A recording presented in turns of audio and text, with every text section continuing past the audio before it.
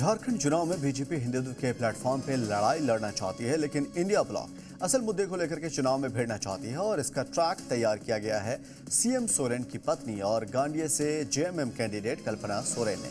कल्पना सोरेन ने सरना धर्म कोड और ओबीसी आरक्षण का दांव चला है, जिस पर अब सियासत तेज हो गई है। बीजेपी इस मुद्दे पर कांग्रेस को घेर रही है, लेकिन विधानसभा जो बिल पास हुआ है उस पर किसका विरोध है, इस सवाल से बच रही हैं। तो क्या सरना और आरक्षण के मुद्दे पर बीजेपी फंस गई है? हिंदुत्व पर नहीं, सरना धर्म कोड पर लड़ाई। घुसपैठ की नहीं, सूबे में आरक्षण की लड़ाई। हिमंता का हिंदुत्व दांव, कल्पना का नैरेटिव।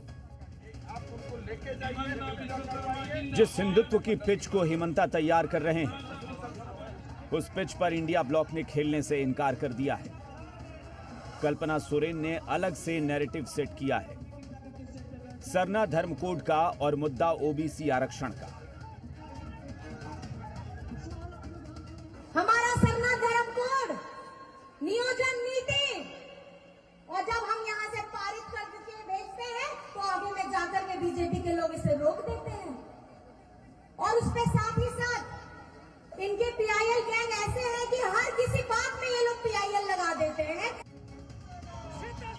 ये वो दांव है जिस पर आज नहीं तो कल बीजेपी को आना ही है। माहौल चुनावी है, जनता के बीच जाना है, तो जवाब के लिए कल का इंतजार कौन करेगा? बीजेपी ने इसका जवाब दिया, लेकिन हमला जेएमएम पर नहीं, कांग्रेस पर हुआ। सरना धर्म कोड पहले था, धर्म कोड विड्रॉ किसने किया था? कांग्रेस सरकार ने धर्म कोड को काटे थे। पहले तो ये धर्म कोड था ही था। भारतीय जनता पार्टी झारखंडी विरोधी लोग हैं। जितने विधेयक, चाहे वो स्थानीय नियोजन नीति विधेयक की बात हो, आदिवासी सरना धर्म कोड विधेयक की बात हो, एसटी/एससी ओबीसी आरक्षण की बात हो, मैया सम्मान योजना लाने की बात हो, सबके पीछे ये पड़ गए। दरअसल सरना कोड बिल का मुद्दा आदिवासियों के लिए बड़ा मुद्दा है। बीजेपी इस पर फंसना नहीं चाहती है, इसलिए कांग्रेस की घेराबंदी हो रही है। तत्कालीन कांग्रेस की यूपीए सरकार के केंद्रीय आदिवासी कल्याण मंत्री वी किशोर चंद्र देव ने सरना धर्म कोड को अव्यवहारिक बताते हुए रिजेक्ट कर दिया था। तो ये सरकार उसी कांग्रेस के साथ सत्ता में है जिसने सरना धर्म कोड को रिजेक्ट कर दिया। भाई, हम सरना धर्म कोड के लिए तो तैयार हैं, हमने तो विधानसभा से इसे पारित भी किया। हम लोगों ने उसको लागू किया तो इन लोगों ने पीआईएल करवा दिया।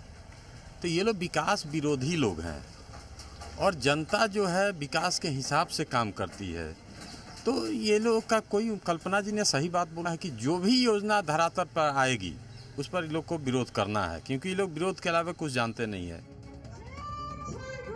जेएमएम ने जो नैरेटिव सेट किया है उसमें जवाब बीजेपी को देना है, और बीजेपी इस दांव में कांग्रेस को फंसा रही है।